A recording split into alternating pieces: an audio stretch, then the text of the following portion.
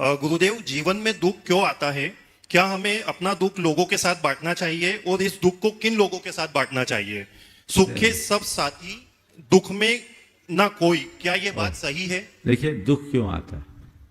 अगर देखें तो कष्ट की बात करें तो कर्म के उदय से आता है, और दुख की बात करें तो हमारी मन की परिणति से आता है।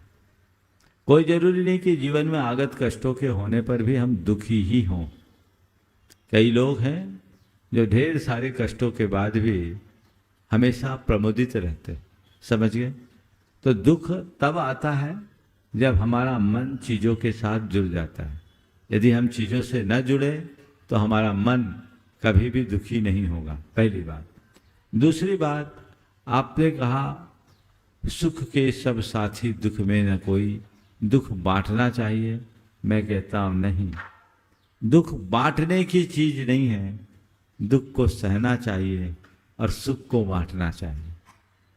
दुख को सहो और भावना भाव बहु प्रभु, संसार का सारा दुख मेरे तक सीमित हो जाए, किसी के ऊपर दुख आए ही नहीं। दुख को सहें और सुख को बांटें। यदि ये लक्षण हमारे अंतरंग में प्रकट हो जाए तो हमारा जीवन धन्य हो जाए। चरणों में नमस्तु। महाराज श्री, मेरा सवाल बस ये है कि इस चातुर्मास में मैं चाहती हूँ कि युवा वर्ग को हम कैसे जोड़ें जिससे कि वो अपना योगदान दें, और जैसे हम इंटर्नशिप कराते हैं बच्चों को, वैसे हमें प्रमाण पत्र भी मिले उन बच्चों के लिए, क्योंकि प्रमाण पत्र बहुत जरूरी है दिखाने के लिए कि आपने कुछ किया, वरना नहीं माना जाता। बहुत अच्छा प्रस्ताव आपने रखा है, आप चिंता मत कीजिए। मैंने ढेर सारे पैकेज तैयार कर रखे हैं। चातुर्मास की स्थापना होने दीजिए, और इस पूरे चातुर्मास में मेरा युवाओं पर विशेष फोकस होगा। बस मैं इतनी अपेक्षा रखूंगा धर्म प्रभावना समिति के सभी प्रमुखों से कि हम यहाँ आने वाले युवाओं को थोड़ा प्रोत्साहन दें। और थोड़ा सा एक और कहूँगा कि युवाओं को अगर आगे बढ़ाना चाहते हैं तो बुजुर्ग लोग शंका समाधान में अपनी पर्चियाँ कम दें, ताकि युवाओं को अवसर मिलता रहे। सास खुद पीछे रहकर अगर बहू का नाम आगे बढ़ाएगी, पिता खुद पीछे रहकर अगर बेटे को आगे बढ़ाएंगे, तो उनमें अपने आप संस्कार आ जाएंगे। मैं महाराज जी से कहता हूं, अब आपके पर्चियों में उम्र भी लिखा जाना चाहिए, और जिनमें उम्र वगैरह न लिखे तो उन प्रश्नों पर विचार ही मत करना।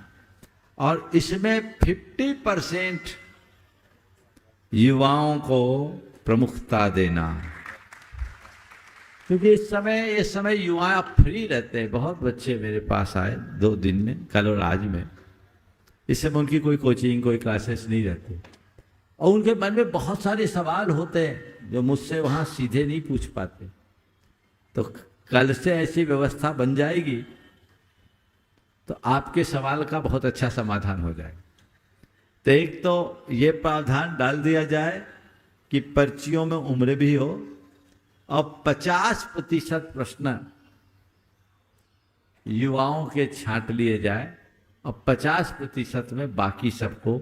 मैं तो चाहता था 70 और 30, पर थोड़ी रियायत कर दिया कि हिसाब बराबर का होना चाहिए, अवसर देना चाहिए। इससे बहुत बड़ा परिवर्तन आएगा।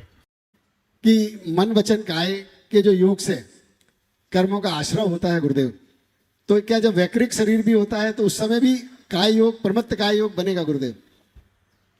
देखिए, एक काल में तो एक ही योग होता है। तो मन वचन काय से जब हम कोई क्रिया करते हैं, उसी अनुरूप योग होता है। जिस समय मन योग होगा उस समय वचन नहीं, वचन होगा उस समय मन और काय में। जिस समय विक्रिया करते हैं वैकृक शरीर होता है, प्रधानतया वैकृक काय योग। लेकिन वैकृक काय योगी के भी उसमें योग परिवर्तन होते रहते हैं। जैसे इंद्र ने विक्रिया किया, भगवान के कल्याणक के लिए आए, तो उतनी देर तक केवल काय योग नहीं रहेगा, योग परिवर्तित होता रहता है, मन वचन भी चलता है।